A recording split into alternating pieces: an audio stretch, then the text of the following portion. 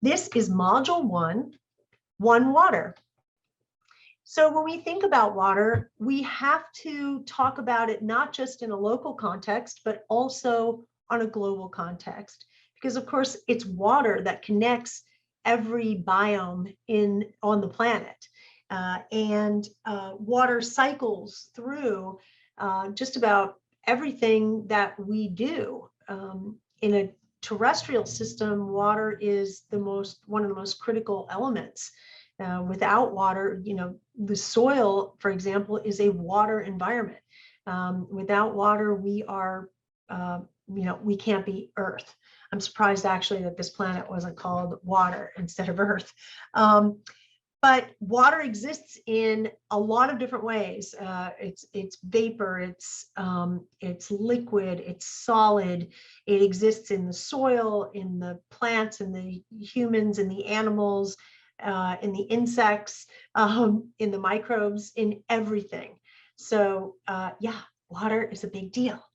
And we've actually got to really start to think about what we are going to do to secure freshwater resources, because Earth's population continues to grow and the resource of freshwater is really pretty much unchanged. We can't actually make more water than there is. We could access water better, and that's really what we're going to be getting into in this course. I think it's really interesting to look at breakdowns like this. This is a fairly old one, but you can begin to see, at least in the US, what the domestic water consumption is per capita. And I think it's very interesting to see that throughout the East and even in the Midwest, the numbers are relatively low, but when you start to get closer to the arid West, you find those numbers going up. And I'm not really sure what underlies all of this. This is something for us, I think, to think about. Is it, the lifestyle that we have? Is it because of the arid West we use more water? Or is it because of our landscapes? That's a good question. So I'm not exactly sure what the rationale for that is.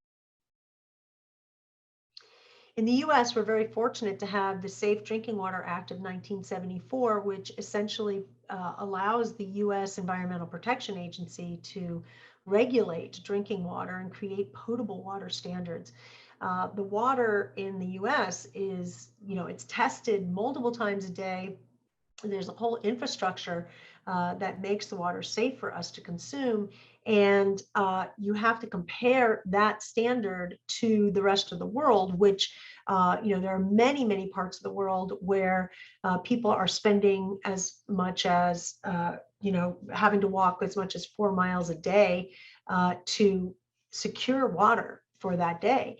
And the task of getting water often falls on women and children. And so from an economic development point of view, worldwide economic development point of view, this is half the population is in countries where water is not secure, are devoting time to acquiring water. And this is an inequality that drives, economic issues. So it's something for us to think about. And the fresh water in the US is used in a bunch of different ways. Thermoelectric power is the largest freshwater withdrawal that we have. And even though, again, these numbers are kind of dated, it's pretty similar now. Irrigation is the second highest, and the predominant irrigation there is agricultural irrigation. So that is a big amount. It's interesting that livestock is less than 1% of the total use, so that's not included in this, but agricultural water use is pretty darn high. And then we have other uses that are significantly less than that, but it really points us to the importance of dealing with irrigation and outdoor water use. This is a slightly blurry slide, but it's interesting because it really begins to show you that our relationship with water has been kind of fraught. since very early days. In the 1600s, the landmass that's now the United States had a huge amount of wetlands, and it turns out that now, in the 1990s, so this is 20 years ago, these are the percentages of wetland degradation that have occurred. And many of those coastal states, with 60, 70, 50% of the wetlands degraded, this has an incredible impact on how weather affects those land areas, and also what their freshwater supplies are going to be like. So this relationship with managing water on the land is something that's really important. And a lot of these wetlands were drained because the fear of mosquitoes, or the fear of other pathogens and insect vectors, and instead of really our thinking about things holistically, we've often been chasing problems with a hammer, and single issues that are dealt with single solutions. And we're finding now that really isn't going to be the way that we have to work in the future. So this is a real issue for us. Critical water supplies, are affected by these wetlands, and that does not bode well for us. I think it's important for us to remember that soil water is the largest available fresh water supply. So when you compare groundwater and soil moisture water, which is like 33, almost 34% of fresh water, you realize that the other fresh water that we see, the lakes and creeks and rivers and so forth, pale in comparison to that groundwater amount. So focusing on the restoration of groundwater, the restoration of soil moisture, is something that has benefit, because this is the water that we are going to be using going into the future. Most of the water on the planet is actually locked up in the oceans. And there's really only 3% of the total water that's freshwater. And then most of that is locked up in glaciers and ice caps. So for now, anyway, so it's the remaining amount of water that we're fighting over. And so we really need to be focused in on how we can maximize the beneficial utilization of that water. And when I say utilization, I think I had to carefully choose that word, because there is no new water. Water has been on this planet from the very beginning. The terrestrial and water environments co-evolved. And there's a wonderful study from the Woods Hole Oceanographic Institute that talks about this discovery, essentially, that water was here from really the very beginning. And that means that, your coffee or tea is basically dinosaur pee. It's being constantly recycled. And this concept that the terrestrial systems and the oceanic systems or aquatic systems are integrated is really important. And that's going to come into play when we talk about integrated resource management, kind of at the end of the workshop, and how our care for the terrestrial system has impact on the oceanic system, and also as a result, on worldwide weather and climate. So we are going to focus most of this workshop on something called a watershed. And, that begs the question, what the heck is a watershed? Well, the Environmental Protection Agency defines a watershed as an area of land where all the water that falls on it and all the water that drains off of it or is under it drains to the same place. So when we use that as the definition of a watershed, we can be thinking about massive land areas with the trees and the mountains and the lakes. And we can also be thinking about very small land areas, front yards, backyards, roofs even. All of them can be defined by the water that falls on them or the water that's under them, draining to the same place. So that is going to be our model for thinking about land areas. A watershed is essentially our model. And our watersheds have become quite degraded. And the reason is because the built environments have really degraded the natural settings. So these built environments are degraded systems because they're taking, natural land and converting it into this capped and covered, compacted, and many other things, sites.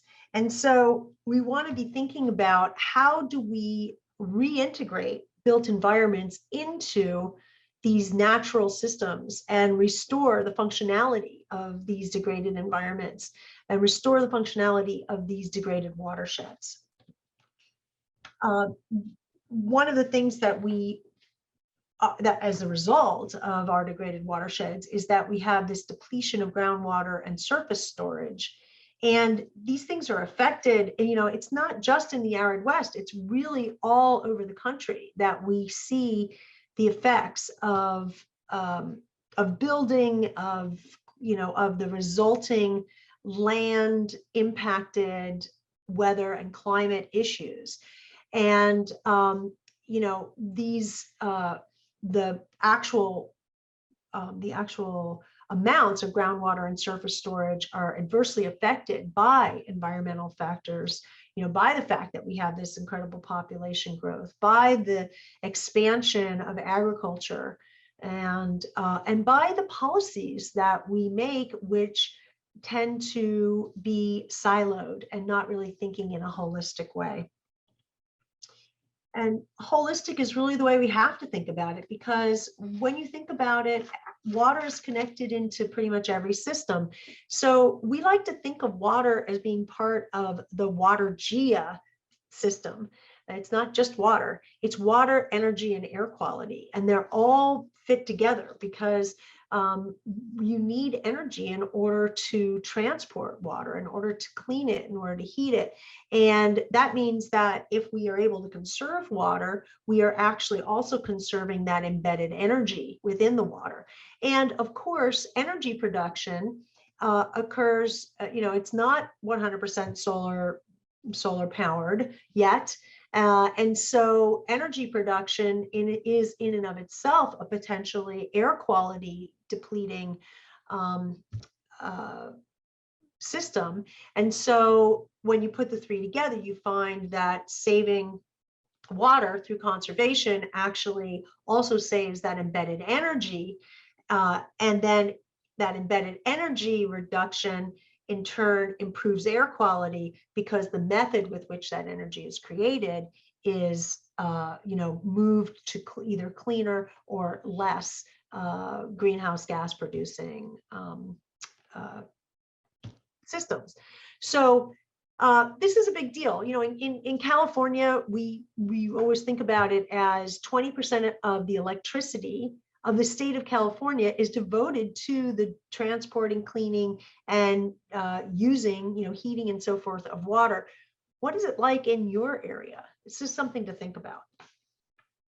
And, we tend to really waste water, potable water usually, creating dry weather runoff. Dry weather runoff is runoff that we see in the streets that's coming off of landscapes during a dry period, and hundreds of millions of gallons of drinking water are running off our landscapes every single day in urban environments, predominantly due to irrigation, but also there are other practices that do this, or that create this.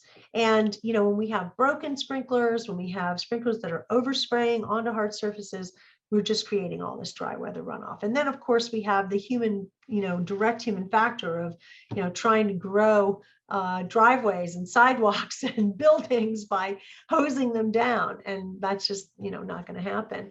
And when we develop, we are destroying a lot of habitat. We treat our soil like dirt. I think this is a really important thing for us to be thinking about, because it says here compaction, but really the whole thing about soil is that it is not just a medium for sticking a plant into. What we have learned now is that soil is a living thing. There are scientists right now who are arguing for the sentience of soil. So we can no longer treat soil like dirt. We need to be treating it as though it's a living thing, so that we are enhancing its ability to bind together the terrestrial systems of water, air, plants, humans, animals, etc. When we manage landscapes, we are often utilizing fossil fuel inputs.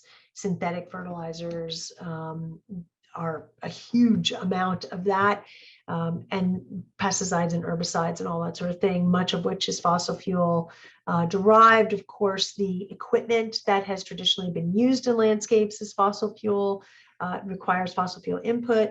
And the challenge here is that, as we're going to learn in the soil section, we utilize these fertilizers, we are actually destroying the natural ability of plants to be able to fend for themselves.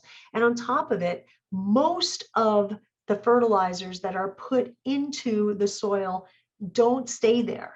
They run off.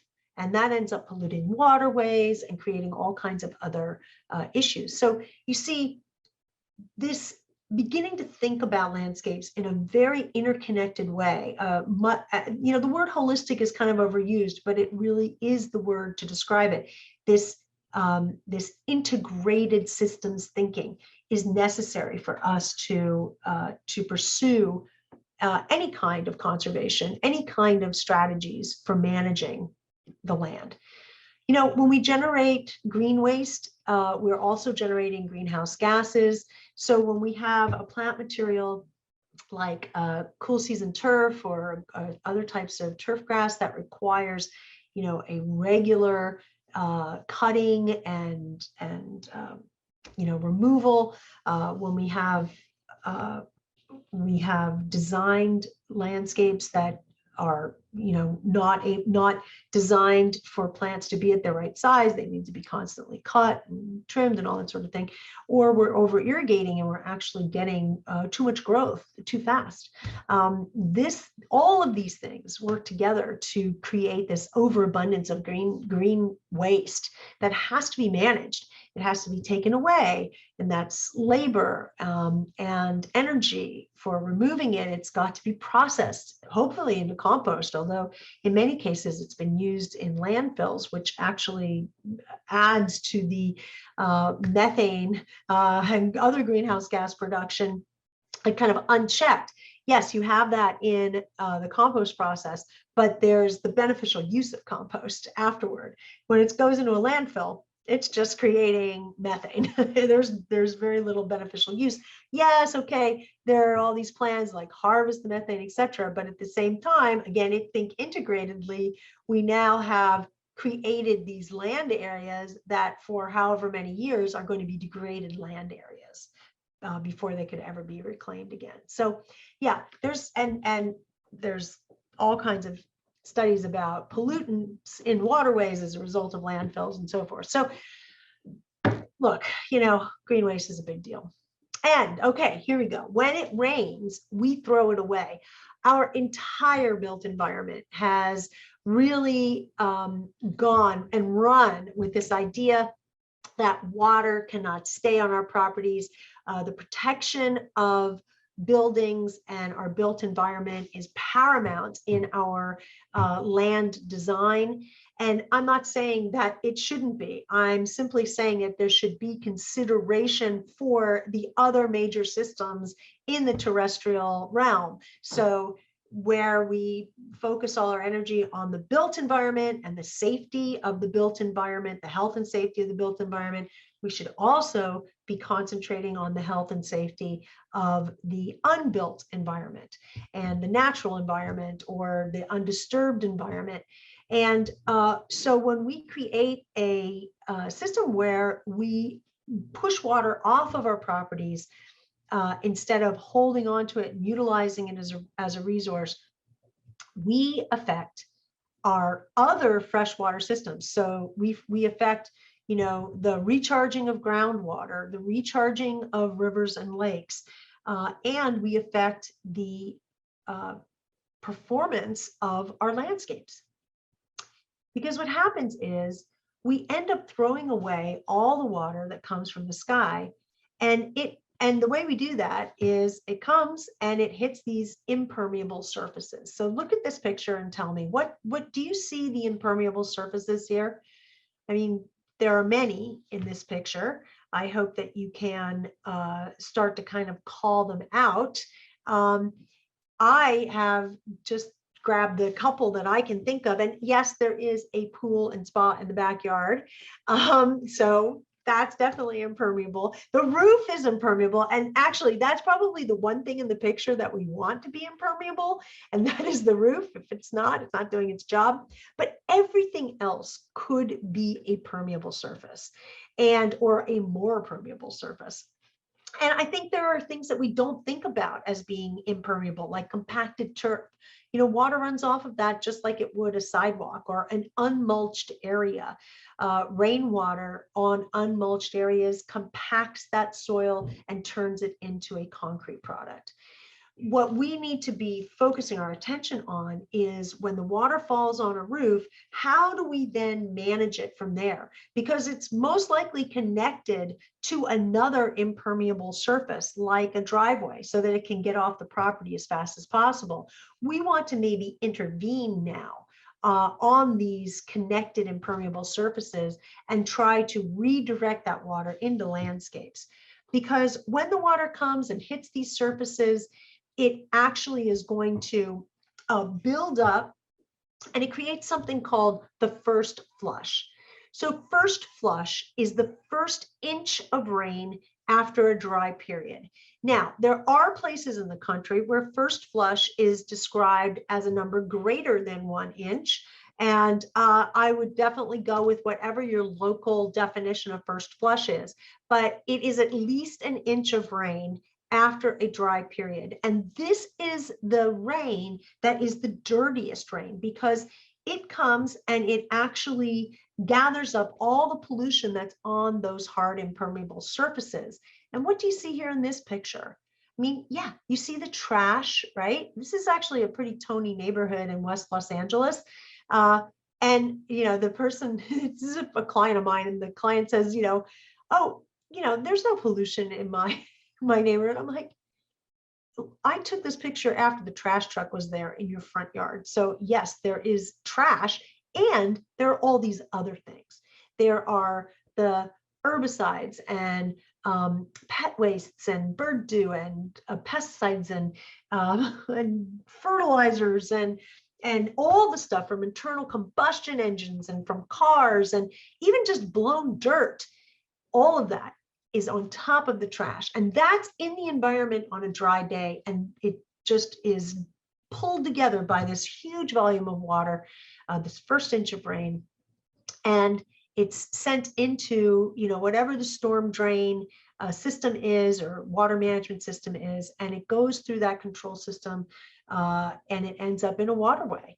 And, during storms, billions of gallons of water are flowing through these systems. This is called wet weather runoff. This is the pollution that pollutes our waterways.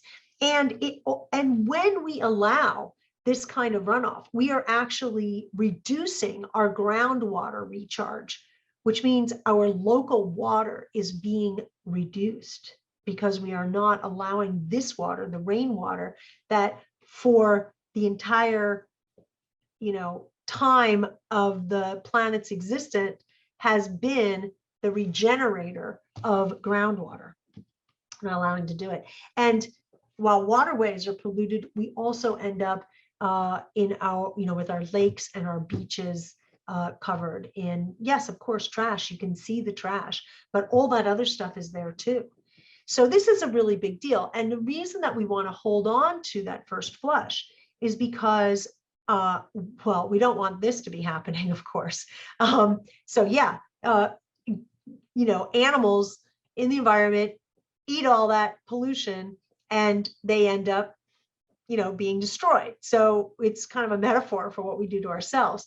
And actually, before I go on to that, we'll just stay on this beautiful image.